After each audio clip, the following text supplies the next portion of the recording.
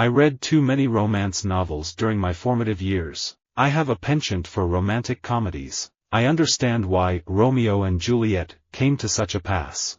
When I step out onto the ice to compete Romeo and Juliet, I don't feel like a fighter. I feel very nervous, and it's very difficult for me to get into the mindset for it. I think what's universal about the story of Romeo and Juliet is everyone has grown up and done something that was rebellious against their parents' wishes, be it love or something else. When I was 16 years old, I joined a drama group called North Queensland Academy of Dramatic Art under a woman called Maggie Shepherd King. She inspired me to audition for the role of Romeo in Romeo and Juliet. My first professional role was in Romeo and Juliet, and I played Tybalt, who was Romeo's enemy, in a small production of that in the UK.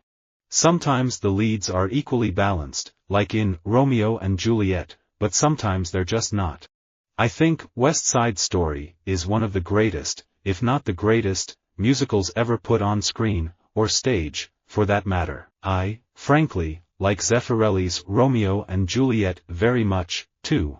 I grew up with that. I loved it. I loved the score. I loved the acting. When I was in high school, I fell in love with Olivia Hussey in Romeo and Juliet. What if Shakespeare had had a test audience for Romeo and Juliet or Hamlet? Make no mistake, I love women. I'm married to one, I was birthed by one, and I played one in my high school production of Romeo and Juliet. No one else could fit into the bodice.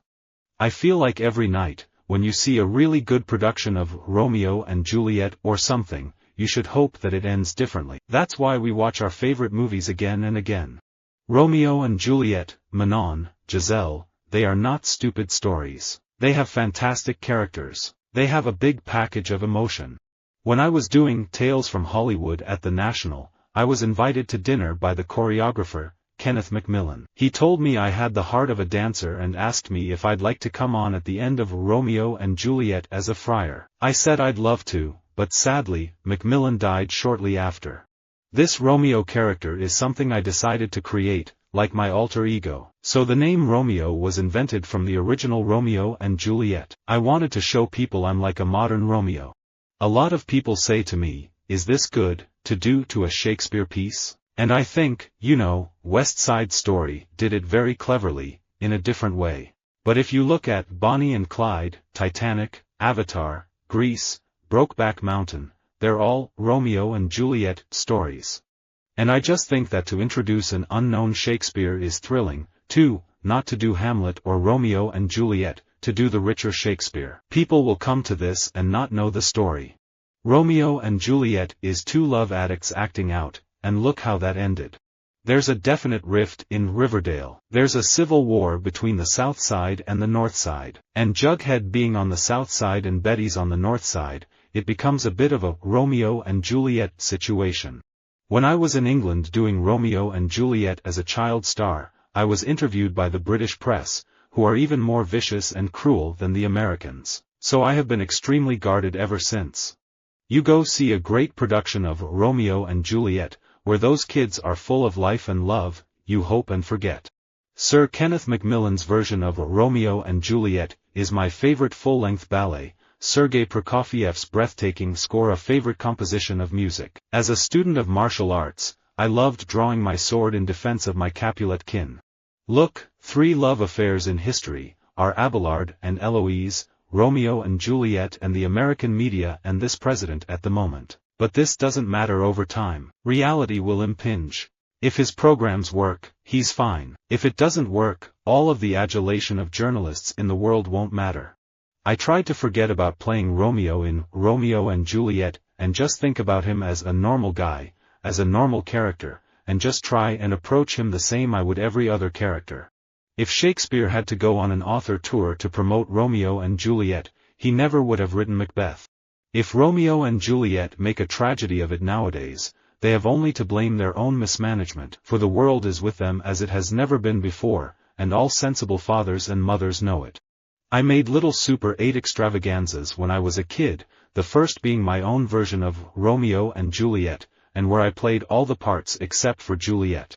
I was in Siena and decided I wanted to write a story set there. Then I discovered that the original story of Romeo and Juliet was set in Siena. It occurred to me that this was too much of a gift, I had to do it. That's how I ended up writing a parallel story to Romeo and Juliet.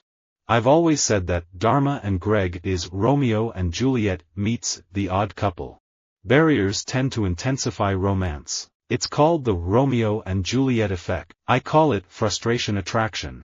I'm probably not going to get married unless I live with somebody for 10 or 20 years. But these people, Romeo and Juliet, took a chance and they did it. We don't have the balls that Romeo did. I always say to people, you know, if Romeo and Juliet got married, nobody would care about them. Imagine Romeo and Juliet, 6 kids yelling, Mama, Mama, Papa, Papa. I feel that for the story of Romeo and Juliet to be impactful, it has to be believable, and there has to be a certain level of chemistry between the two characters. We need to take a far more active role in love than Romeo and Juliet would lead us to believe. Perhaps that's what Shakespeare's saying, in a way. We can't leave it all up to fate. I think the first thing I did was several scenes from Romeo and Juliet. I've always found it funny when people call Romeo and Juliet the greatest love story ever told because, man, it does not work out well for those kids, you know? I'd like to think the greatest love story ever told would at least let them be together for more than a few hours. I've done Two Gentlemen of Verona, I've understudied Iago in Othello, I've done Mercutio in Romeo and Juliet. I did a crazy version of Romeo and Juliet once, and I played Romeo. I think Romeo and Juliet is uplifting. That's how much a son wishes to avenge his father. That is how much two young people can love each other. I don't know if anyone knows if they're ever any good, but I went to drama school in Scotland, in a classical acting course, and my first year, I remember one of my tutors telling me that I couldn't act, and I should give up and all this sort of thing, and then, they cast me as Romeo in Romeo and Juliet. It's pretty hard to play Romeo and Juliet with someone and not fall in love. With Romeo and Juliet, you're talking about two people who meet one night, and get married the same night. I believe in love at first sight, but it hasn't happened to me yet. All the great Shakespeare plays are about killing. Alas, poor Yorick, that's about death. And in Romeo and Juliet everyone ends up dying. The greatest dramas in the world are all about sex, violence and death. We want to do for Hamlet what Baz Luhrmann did for Romeo and Juliet, in terms of like a really cool kind of reimagining. For me personally, I feel that a film that doesn't end with a happy ending has a far bigger reach. It lingers on far more. Unrequited love stories have much more impact on the audiences. If Romeo and Juliet had been happily married and had kids and dogs, I don't think it would have been a classic. After drama school I did a 7-month tour of Europe performing in Romeo and Juliet. I played Romeo. So often in sitcoms, it's like, oh, that husband of mine, he just screwed up again. They just have to tolerate each other. It's not the most fun to play from my perspective, but by the same token, you can't be like, we're just like Romeo and Juliet, always in love. Romeo and Juliet were stunning and beautiful, but a lot of the other characters surrounding them were caricatures.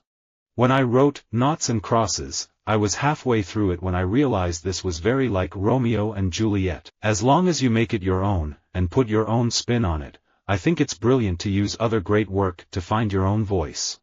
Old school Dire Straits songs are on heavy rotation, So Far Away, Romeo and Juliet and of course, Sultans of Swing. I think by around the time I was about 8 or 9, the idea of filmmaking probably took hold. I made little Super 8 extravaganzas when I was a kid, the first being my own version of Romeo and Juliet, and where I played all the parts except for Juliet. Visit our website for more quotes, quoting.com.